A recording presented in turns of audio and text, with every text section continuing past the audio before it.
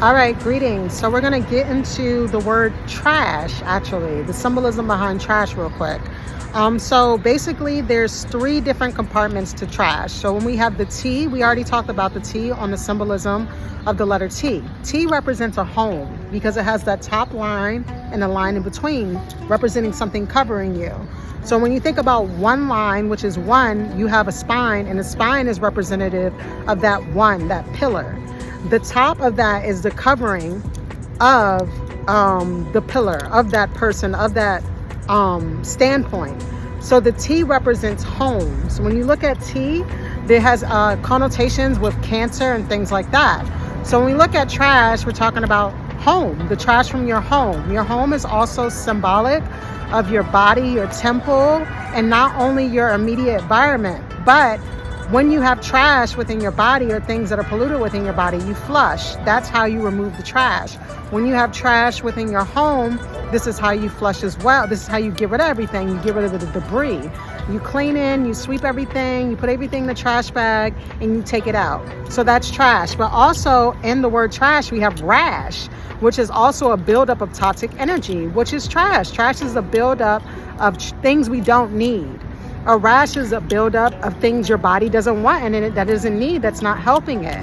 So there's a lot of layers to this. The last aspect, which is very powerful, is ash. Ashes, the ash of the phoenix rising. So basically everybody has this polarity. A lot of people are more in touch with their phoenix because they might go through a lot of consciousness shifts and transformations where they have old perceptions or thoughts that they no longer need or are not helping them move forward within their life and are creating a mental prison. So they get rid of those perceptions, and that essentially changes their DNA. Even though you can't see it, it's happening within your brain. Your brain pathways are shifting, and your DNA is changing. So when we talk about ash and we talk about the phoenix, this happens to everyone because the moon is new. When the moon is new and the moon is full, that's a process. When the moon is at its lowest point, it's a dead energy. During that point where the moon is actually waning and not waxing is building momentum. Waning is where it's losing momentum, it's losing potency. But during that period, at the new moon, we're excited, we have all these new ideas, we might enact on some of these things while the moon is building its potential.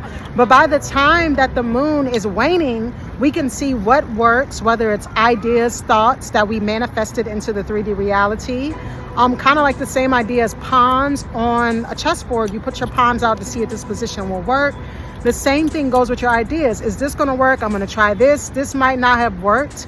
And the things that don't work, we look at those things at the end of each period of a moon cycle when it's waning, when the energy is losing potential, to see what is the ash, what is the dust, what is what we don't need anymore. And then during that period, we make adjustments. From those adjustments, we come up with new ideas. We might get new thought patterns. Something might show up in our reality to match that idea because everything's reflecting. And then by the time the new moon is there, you have more clarity once it's at the crescent, and then you can build on those new ideas that were formed from the ash of that thing. And now what we see in this so-called modern world that's really ancient, no matter what, the only thing that's new, the only thing that's modern is the European. But that's a whole nother story. So let's stick to what we're talking about. Even with this new world that you see on your on your labels in the grocery store, it'll say like upcycle, where they take recycled like fruits or vegetables, leftover things that are not getting used, that are just getting thrown out, or where you have recycled plastics. That's taking the ash from something that's not being used and using it to produce something new. And that is the same idea as the phoenix. So the phoenix is a living spiritual energy that we all possess. Some of us know how to tap into it more intuitively. But regardless, this word trash is the embodiment of the phoenix, which is something that an energy that exists within yourself that you manifest out into the reality.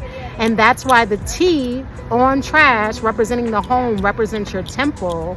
And this is the symbology and the etymology of trash in all of its forms, whether it be within your body, removing toxins, whether it be within your home, removing the debris, sweeping the psychic debris, the dust and things like that, and taking things out to have a clean space. It's all representative of you, your vessel, and the reflections of everything else is just you.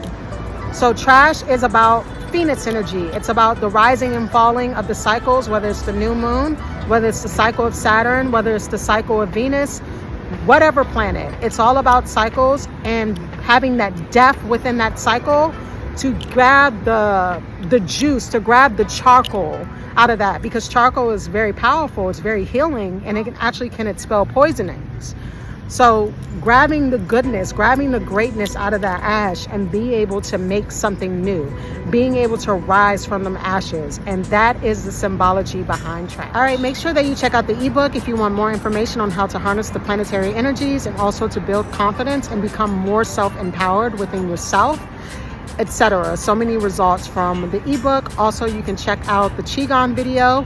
If you buy the Qigong video with the ebook, it makes the price much cheaper, significantly cheaper. So I do suggest that if you want to get into deeper breaths, which provides more oxygen to your brain, which is always good, and helps you remove tension. So make sure you check out that. I'll leave the link below. This is Mamma Mia the Muse by order of Ornicus Orca. Thank you.